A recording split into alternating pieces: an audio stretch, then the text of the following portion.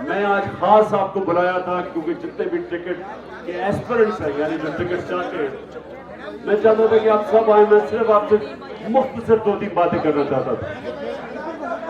सबसे पहले अगर आप सारे बैठ जाए ना, वो पीछे देख लेंगे, वो बाहर देख लेंगे, बैठ जाए, बैठ जाए। जिनके घुटने कमजोर हैं वो पीछे जाके खड़े हो सकते हैं।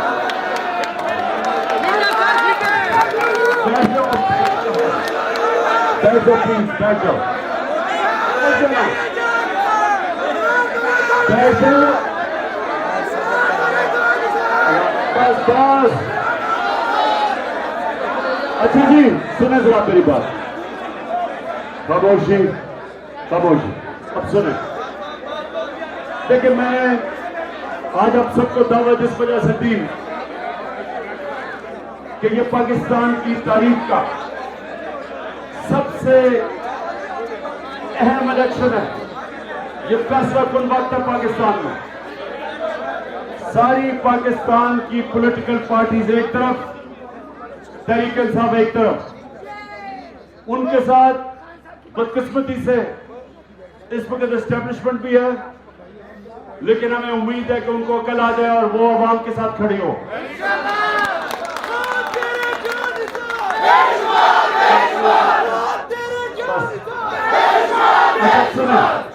सुने, देखिए, मैं आपको सबसे पहले एक बात कहना चाहता हूं कि मैं ये चाहता हूं कि जो भी मेरी तहरीक इंसाफ के टिकट के लिए जो भी ख्वाहिश रखते हैं, मैं सिर्फ आपकी थोड़ी सी सोच बदलना चाहता हूं।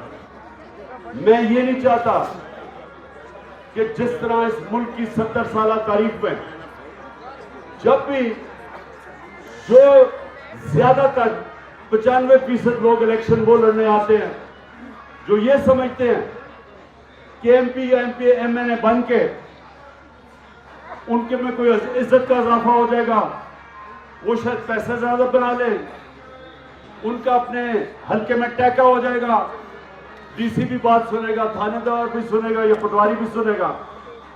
यानी छोटी छोटी ख्वाहिशें हैं, बड़ी सोच नहीं है। इस वजह से हमारा मुल्क का यह हाल है कि अगर जो इलेक्शन जीत के असेंबली में बैठता है उसको पाकिस्तान की फिक्र ही नहीं है। सिर्फ उसका एक मकसद है कि मेरे लिए क्या है, क्या मैं अपने हल्के में अपने काम करवा सकता हूं, जायज और नाजायज, क्या मुखालफिन के खिलाफ पर्चे करवा सकता हूं। यानी हमारी सियासत वहां आके रुक जाती है। वो समझते नहीं है कि सियासतदान सारी दुनिया में एक तरफ गालियां निकालते हैं लोग, और दूसरी तरफ सारे अल्लाह के पैगंबर लीडर थे। सियासत इबादत भी बन जाती है। जब आप असेंबली में आके आपको अगर लोग इलेक्ट करते हैं, जब आपको टिकट मिल जाता है, तो आपको एक लीडर बनने का मौका मिल जाता है। आप फिर जाके अपने हल्के के लोगों को साथ मिला के, उनके काम करके, उनकी दुआएं लेके आपको मौका मिलता है ऊपर जाने का। लेकिन अगर आपका मकसद सिर्फ ये है, ये जो सारे बैठे हुए हैं जिनको गालियां पड़ती हैं, जो इलेक्शन से भाग रहे हैं, उनका सिर्फ मकसद ये है कि मैं इक़्तिदार में आके अपने लिए जात के लिए क्या कर सकता हूं। पैसा चोरी करके मुल्क से बाहर को बड़े बड़े मालात खरीद लिए, लोगों से झूठ बोला, अवाम में आते हुए डरते हैं, इलेक्शन से वो भाग रहे हैं। चाहते हैं किसी तरह एस्टेब्लिशमेंट मिलके इलेक्शन में एक बददियानतदार इलेक्शन कमीशन को साथ मिला के इलेक्शन जीत जाएं ताकि फिर से लूटमार करें। लोग इनको बुरा भला कहते हैं, गालियां मिलती हैं, बदवाएं लोग देते हैं। इतने पैसा इकट्ठा करके लंदन में भी सारा वक्त नीचे लोग गालियां निकाल रहे होते हैं। जिल्लत अल्लाह की तरफ से आती है। ये जिल्लत चाहे जितना मर्जी पैसा खर्च करे किसी को बुरा भला कहने के लिए, कोई इंसान दूसरे इंसान को जलील नहीं कर सकता। ये अल्लाह की तरफ से जिल्लत आती है। इंसान अपने अमाल की वजह से जलील होता है। जितनी इन्होंने किरदार कुशी की है मेरे ऊपर, इस मुल्क की तारीख में शायद ही किसी के ऊपर ये किया हो, उसके ऊपर किताब लिखवा दी हो पैसे दे के, गंद उछाला हो, हर रोज कोई नया। वो शुक्र है अब अल्लाह हक है ना आपके सामने होगा कि इमरान खान को घड़ी घड़ी घड़ी कह के वो पता चला घड़ी किधर गई है, चोरी किधर हुआ, गाड़ियां चोरी हो गई।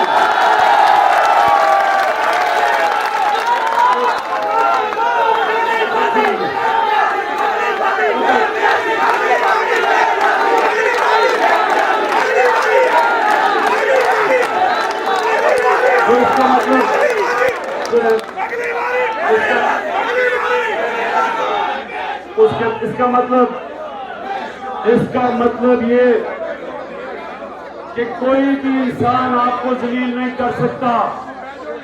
इंसान अपने अमाल की वजह से अपने आप को तबाह करता है। तो इसलिए मैं आप सबको एक पहले बात करना चाहता हूं कि आपने अगर पाकिस्तान को इस दलदल से निकालना है तो जब भी अल्लाह आपको मौका देगा, जिन जिन को मौका देगा, आपने इस बार एक नई सोच लेके आनी है। यानी बड़ा इंसान, सुने, बड़ा इंसान वो है जिसकी बड़ी सोच है। आज आपके मुल्क में सबसे बड़ा लीडर कौन है? कायदे आजम। और क्यों है? क्योंकि कायदे आजम अपने लिए नहीं उन्होंने पाकिस्तान बनाया। जब उनको पता था कि वो कैंसर से मर रहे हैं, अपने डॉक्टर को किसी को बताने नहीं दिया कि शायद अगर दुश्मनों को पता चल जाए तो वो डिले कर दे और शायद पाकिस्तान ना बने। ये कमिटमेंट थी। बीमार थे, मीटिंग में बैठते थे, पता नहीं चलने देते थे, क्योंकि अपने लिए नहीं कर रहे थे। इसलिए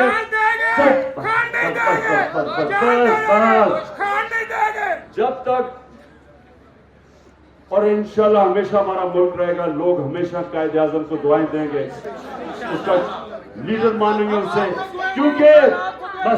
क्योंकि उसने अपनी जात के लिए पाकिस्तान नहीं बनाया था, पावर के लिए नहीं बनाया था। गांधी और नेहरू ने उसको हिंदुस्तान की वजारत उस्मा की ऑफर कर दी थी। ये समझे, जिस तरह हमारे नबी सल्लल्लाहु अलैहि वसल्लम को उन्होंने कहा चांद, जब उन्होंने कहा ना कि हम सब कुछ देना चाहते हैं, उन्होंने कहा चांद एक हाथ में और सूरज एक हाथ में, तब भी मैं नहीं अपने मौकफ से पीछे हटूंगा। उसी तरह कायदे आजम ने, उन्होंने कहा हम कभी पाकिस्तान के से पीछे नहीं हटेंगे, और इसीलिए आज तक हम उनसे प्यार करते हैं। नेल्सन मंडेला 27 साल जेल में रह के सब मुखालफिन को माफ कर दिया, क्योंकि वो अपनी जात के लिए नहीं था, साउथ अफ्रीका में आजादी के लिए खड़ा था। जब तक साउथ अफ्रीका रहेगा, मंडेला को लोग प्यार करेंगे। और इमरान खान को भी।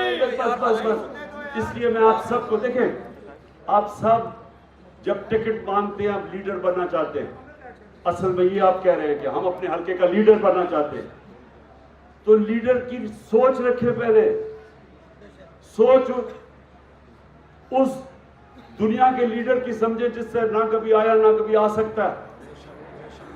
जब उन्होंने आखिरी खुतबा दिया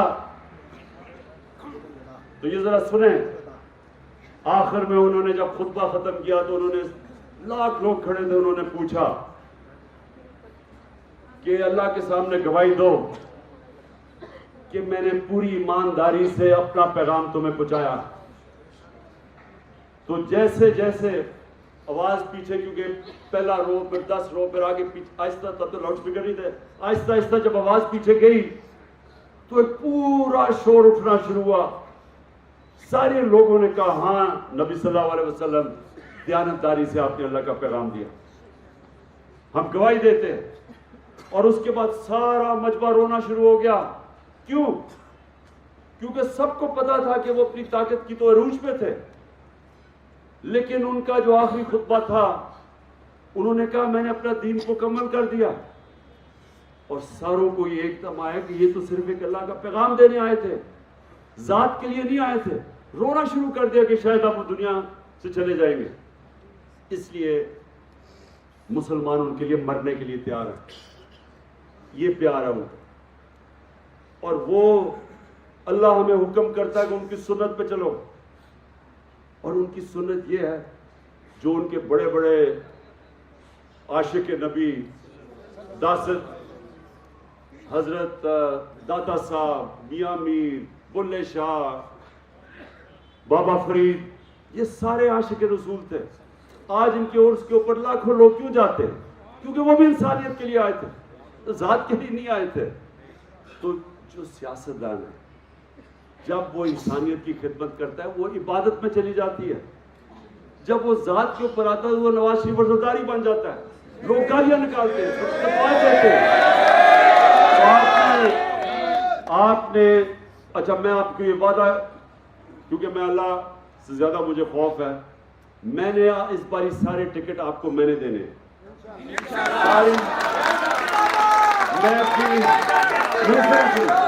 मैं अपनी पूरी कोशिश करूंगा। इंसान से गलतियां होती है, लेकिन मैं पूरी कोशिश करूंगा कि मेरिट के ऊपर और मैं जो समझता हूं उनको मैं टिकट दूंगा। लेकिन मैं इंटरव्यू भी आपको करूंगा भी, लेकिन मैं सिर्फ आपको ये कहना चाहता हूं, जिनको नहीं मिले टिकट, मैं आज आपको सिर्फ ये कहना चाहता हूं, आपने हमारे जिहाद का हिस्सा बनते रहना इंशाअल्लाह। आपने ये नहीं कि जी मैं खड़ा हो जाऊं, आपने अपने आप को शिकस्त नहीं देनी, क्योंकि अब मैं आपको बता दूं, कोई जमात अब तहरीक इंसाफ को इंशाअल्लाह नहीं हरा सकती। सिर्फ मुझे डर तहरीक इंसाफ का तहरीक इंसाफ से, तो वो शायद आपने, और मेरा ये वादा है कि आप सबको हम अपने साथ रखेंगे। मैंने कमिटीज बना दी हैं, जो पूरी, जैसे ही टिकट, मैंने सुना जरा मेरी बात, एजाज चौधरी पंजाब में, उधर ऑन पपी, और फिर ब्रिगेडियर मुसद्दिक को मैं लेके आया हूं। मकसद इन कमिटीज का ये होगा कि वो सारे जिनको टिकट नहीं मिलेंगे, पहले से तय कर देंगे कि हम आपको और किधर किधर एडजस्ट करेंगे। हजारों महकमे होते हैं, यानी सारे, आप अंदाजा नहीं लगा सकते कितने हजार हमारे पास महकमे होते हैं, जिधर हम पहले से आपको तैयार करेंगे, हम उनको एडजस्ट करेंगे उधर। और इंशाअल्लाह मैं केपी का उधर भी मैं पूरी टीम बना रहा हूँ, आजम स्वाति की, अली मोहम्मद की, और मुराद सईद की। उनका भी काम होगा लोगों को एडजस्ट करना। पहले से ही, इलेक्शन से पहले से हम आप सबको एडजस्ट करेंगे। बल्दियात इलेक्शन में नहीं, महकमे बहुत है, महकमों में आपको डालेंगे। मैं सिर्फ आपको भी कहना चाहता हूँ, आप सब ने हमारी टीम का हिस्सा बन के रहना। ये जहाज है और सब इंशाल्लाह लड़ेंगे।